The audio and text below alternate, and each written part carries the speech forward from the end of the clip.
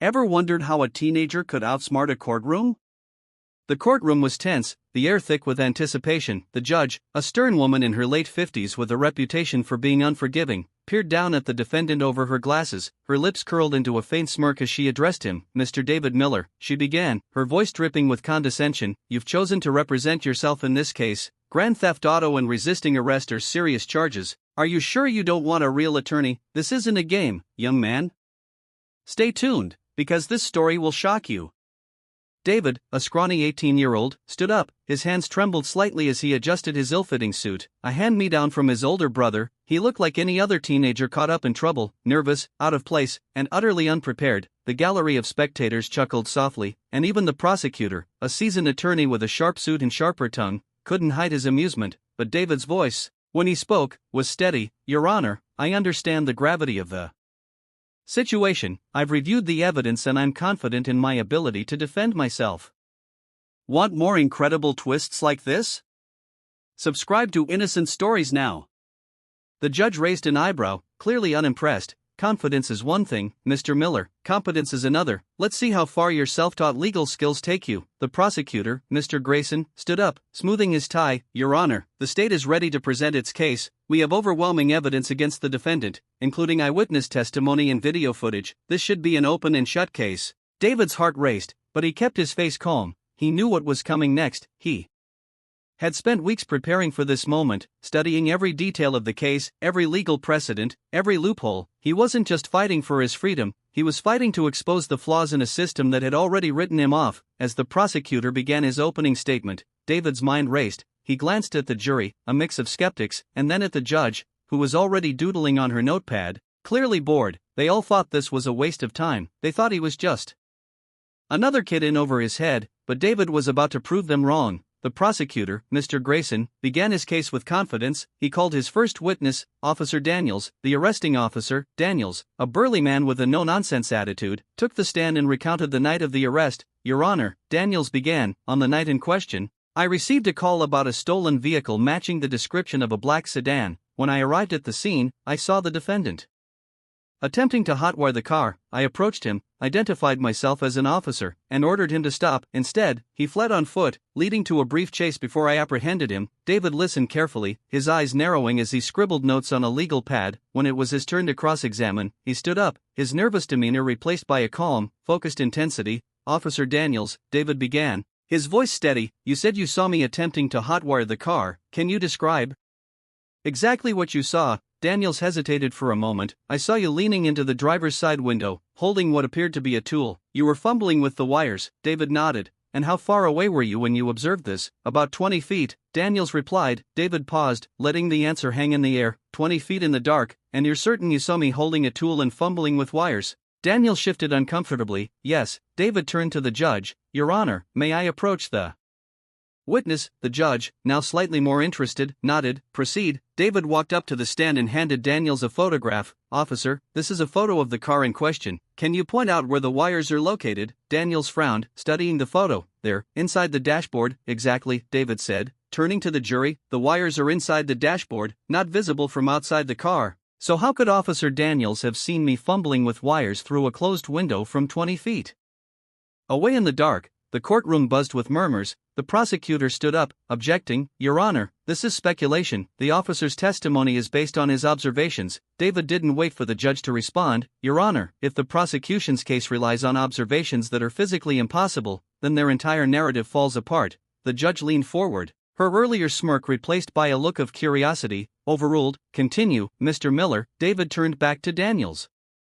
"Officer, you also mentioned that I fled when you approached. Did you identify yourself as an officer before chasing me?" Daniels hesitated again. I believe I did." David raised an eyebrow. "You believe? Isn't it standard procedure to clearly identify yourself before pursuing a suspect?" "Yes, but..." "Thank you, officer," David interrupted, cutting him off. "No further questions." As Daniels stepped down, the jury exchanged glances. The cracks in the prosecution's case were beginning to show. The prosecutor called his next witness, Mrs. Thompson, the owner of the stolen car. She was a middle-aged woman with a stern expression, clearly upset about the ordeal. She took the stand and recounted her story. "Your Honor," she began, "I parked my car outside my house that night. When I woke up the next morning, it was gone, I reported it stolen, and later that day, the police found it with the defendant inside. David listened intently, his mind racing. When it was his turn to cross-examine, he approached the stand with a calm demeanor. Mrs. Thompson, David began, you said your car was stolen that night. Did you see anyone take it? No, she replied. I was asleep. David nodded. And when the police found the car, was there any damage to it? Broken windows, forced locks? Mrs. Thompson frowned. No, the car was intact. David turned to the jury. So the car was stolen without any signs of forced entry.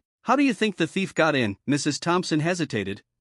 I don't know, maybe they had a key. David raised an eyebrow. A key? Do you know how many people have access to your car keys? Just me and my husband, she replied. David paused, letting the answer sink in. Thank you, Mrs. Thompson. No further questions. As Mrs. Thompson stepped down, David turned to the judge. Your Honor, I'd like to call my first witness, Mr. James Thompson, Mrs. Thompson's husband. The prosecutor stood up, objecting. Your Honor, this is highly irregular. The defense didn't disclose this witness. David responded calmly, Your Honor, Mr. Thompson's testimony is crucial to understanding the full context of this case. The prosecution has had ample opportunity to investigate. The judge considered for a moment, then nodded. Overruled. Call your witness. Mr. Thompson, a tall man with a nervous demeanor, took the stand. David began his questioning. Mr. Thompson, do you own a black sedan? Yes, he replied. And do you have access to the keys? Yes. David nodded. On the night in question, did you lend your car to anyone? Mr. Thompson hesitated, glancing at his wife. I lent it to my nephew, Alex. He needed it for a date. The courtroom erupted in murmurs. Mrs. Thompson looked shocked. David pressed on. So your car wasn't stolen, you lent it to your nephew. Is that correct? Mr. Thompson nodded. Yes. David turned to the jury. So the car wasn't stolen, it was borrowed.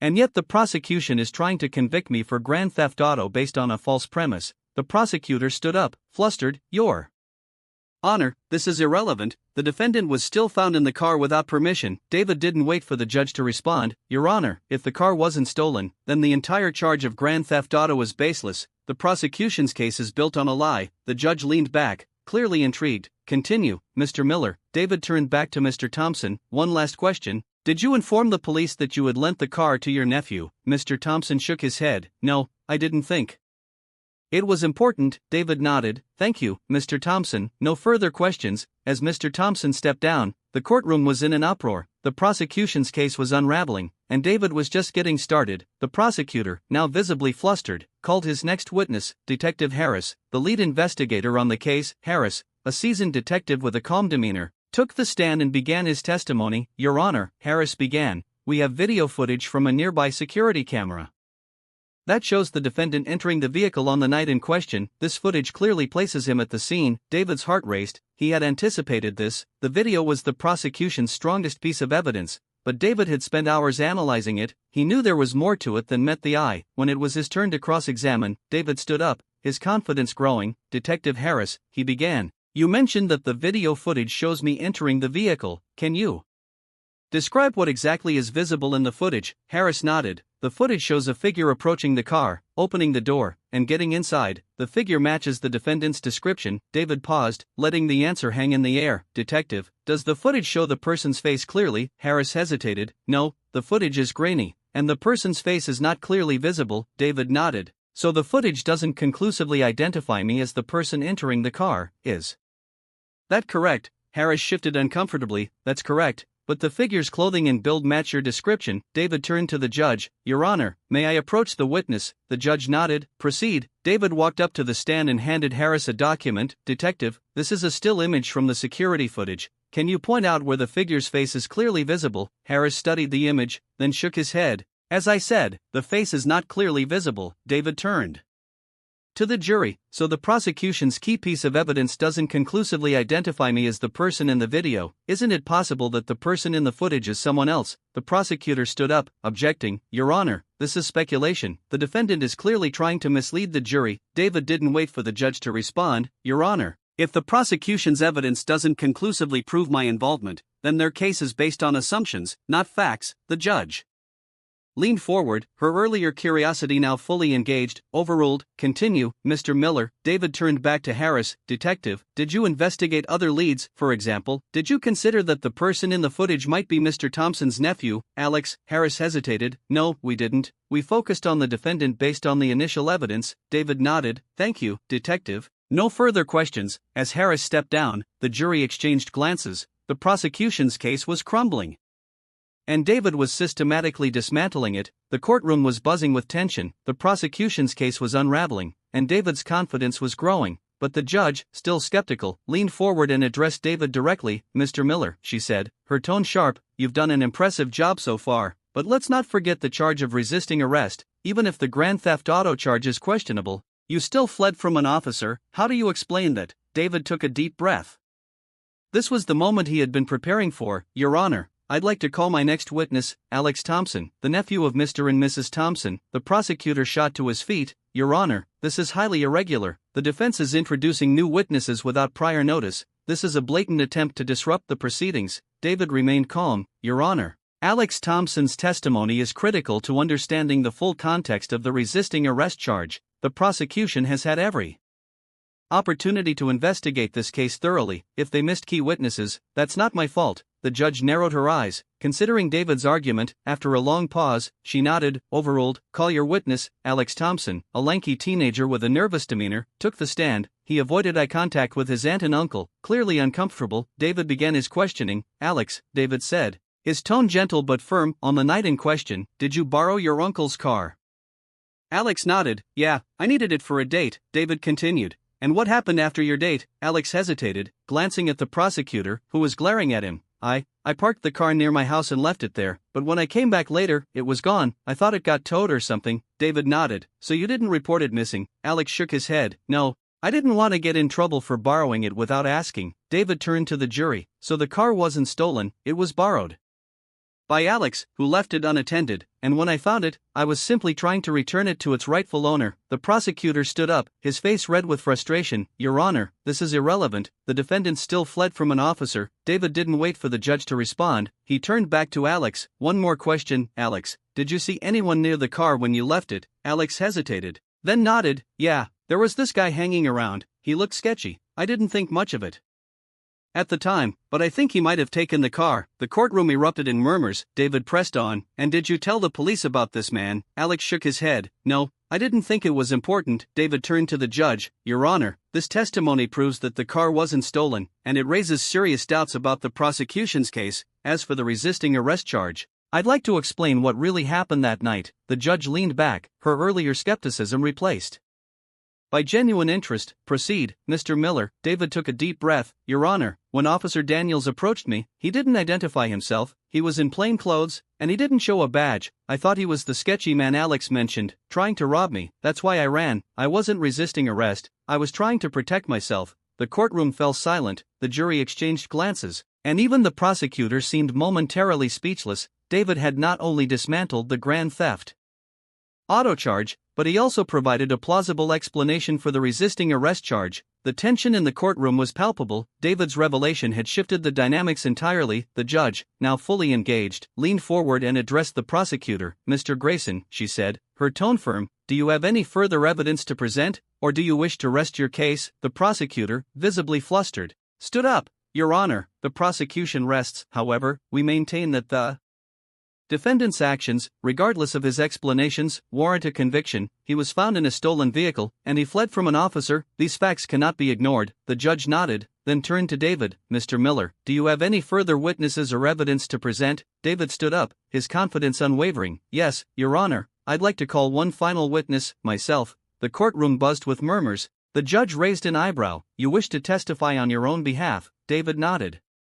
"Yes, Your Honor, I believe my testimony will clarify the remaining questions in this case." The judge considered for a moment, then nodded. "Very well, proceed." David took the stand, sworn in, and began his testimony. He spoke clearly and confidently, his earlier nervousness completely gone. "Your Honor, members of the jury," David began, "I want to start by saying that I never intended to break the law. On the night in question, I was walking home when I noticed a car parked awkwardly on the side of the road. The door was slightly open, and the keys were in the ignition. I thought someone might have abandoned it or left it in a hurry. I decided to check if the owner was nearby, but when I leaned in to look, I heard someone shouting behind me." David paused, letting his words sink in. "I turned around and saw a man running toward me. He didn't identify himself as an officer, he wasn't in uniform, and he didn't show a badge. I thought he was trying to rob me or worse, so I ran." "I didn't No, he was a police officer until he caught me and cuffed me. The jury listened intently, their earlier skepticism replaced by curiosity. David continued. When I was arrested, I was scared and confused. I didn't understand why I was being charged with grand theft auto when I hadn't stolen anything. I didn't understand why I was being treated like a criminal when I was just trying to do the right thing.